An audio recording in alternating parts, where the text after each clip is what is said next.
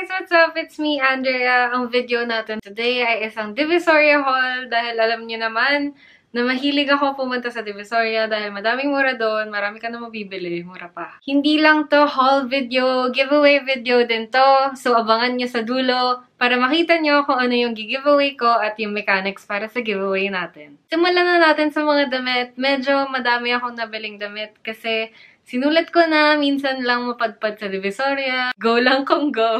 Simulan natin sa bomber jacket na to. Ang dami nagtanong sa last video ko kung saan ko ito nabili. At sa 168 ko siya nabili sa Street Star.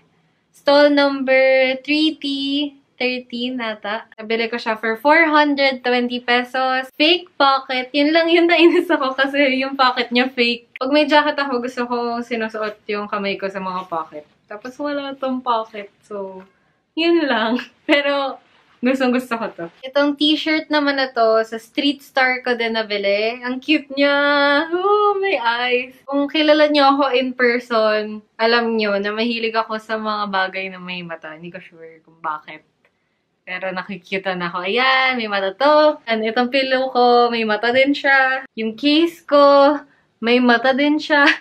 Mahilig talaga. Black yung pinili ko, pero may mga ibang kulay doon. At ito, nabili ko to for 300 pesos. Ito namang crop top na to, nabili ko sa 168 din, sa stall number 2K20.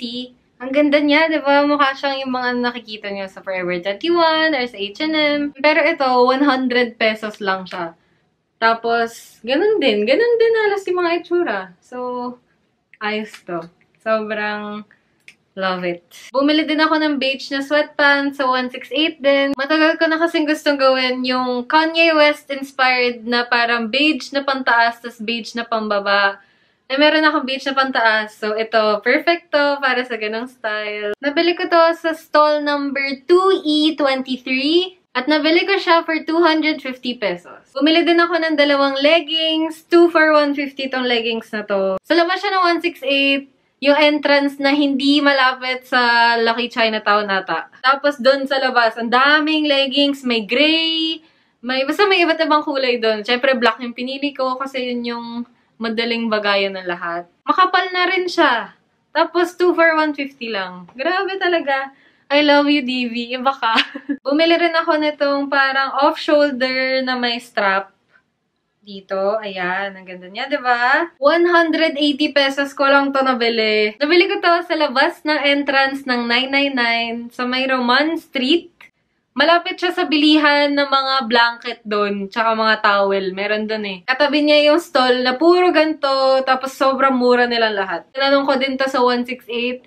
Parang magpa 400 na yung presyo doon sa loob. Pero sa labas, 180 lang. Ito, nabili ko tong pajama. Sobrang cute, diba? Si Lisa from The Simpsons.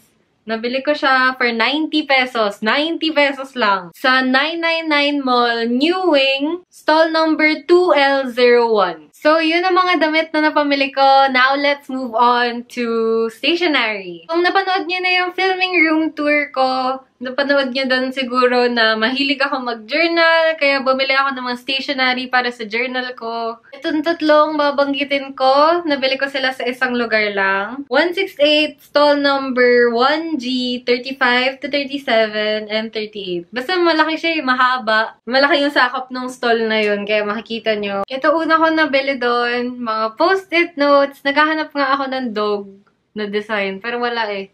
Kasi mas mahilig ako sa dog, pero cat lang meron doon. Kaya ito na lang binili ko. Cute naman siya. Nabili ko siya for 35 pesos only. May kasama na rin siyang lalagyan. Pinaka-lalagyan ng post-its. Parang maliit na folder. Sobrang cute! Ito naman, next ko na pamili doon. Itong ballpen na pink. Tapos puro cactus yung design niya. May mga ganito sa mall na sobrang mahal sa mga typo. Diba sobrang mahal ng mga ballpen doon? Ito, 25 pesos lang. Dami dong design, iba-iba. Ito naman huli ko na pamili sa store na yun. Wrapping paper book siya. Tapos, yung mga wrapping paper dito, sobrang cute. As in, tinan nyo, papakita ko sa inyo. Maganda to.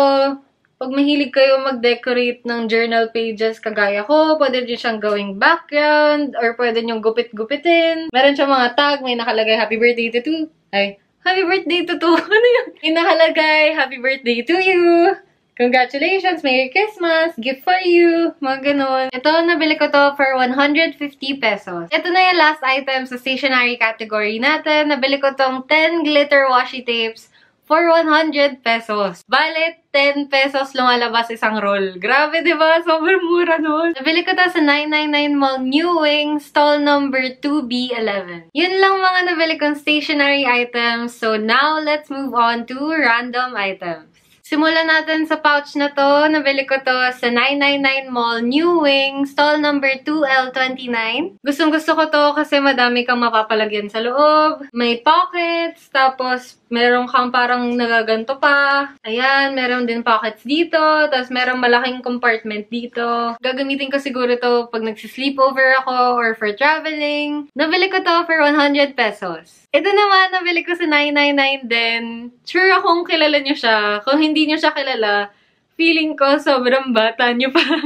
Ito si Teddy. Si Teddy ni Mr. Bean. Ito, meron pang tag dito na Mr. Bean. Nabili ko si Teddy sa 999 Mall New Wing, stall number 2G06 for 130 pesos. Ito naman, sunod ko nabili. Bumili ako ng Gorilla Pod kasi gusto kong mag-vlog more this year. Kaya bumili ako ng ganito. May ganito akong binili dati sa dati kong DV haul, pero hindi siya Gorilla Pod. Ito, nabili ko for 300 pesos sa 168. Stall number 1E14. Ito na ang last random item at ang last item sa buong haul na to. At ito ata ang pinaka-favorite ko. Kasi tingnan nyo! Grabe siya! My favorite, Gudetama. Bumili ako ng Gudetama floor mat kasi alam niyo naman kung gaano ko gusto si Gudetama. Favorite ko siya, pati si Baymax. Pero ngayon, parang mas Gudetama ako nowadays. Ganito lang yung itsura niya sa likod. Maganda na yung quality niya. At nabili ko to for 100 pesos only. Nabili ko to sa 168 Mall, stall number 2E11. Yun na ang lahat na nabili ko sa Divisoria. So you know what that means. It's giveaway time! At ito ang bibigay ko sa inyo. Bumili ako ng 10-piece brush set. Nabili ko to sa 698 Mall for 260 pesos. Kung hindi man kayo manalo, doon ko siya nabili. Ang kailangan nyo lang gawin para makasali sa giveaway na to, number 1, subscribe to my channel because this giveaway is for subscribers only. Number 2, leave a comment down below na nakalagay kung bakit kayo undeserving manalo ng brush set na to. Yun lang ang kailangan nyo gawin. I will announce the winner in my next video. So that's it for this video. I hope you guys enjoyed this video and I'll see you guys in the next one. Bye! Mwah.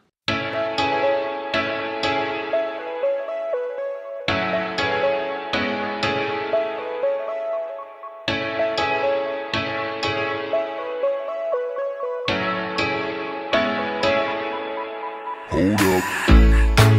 How deep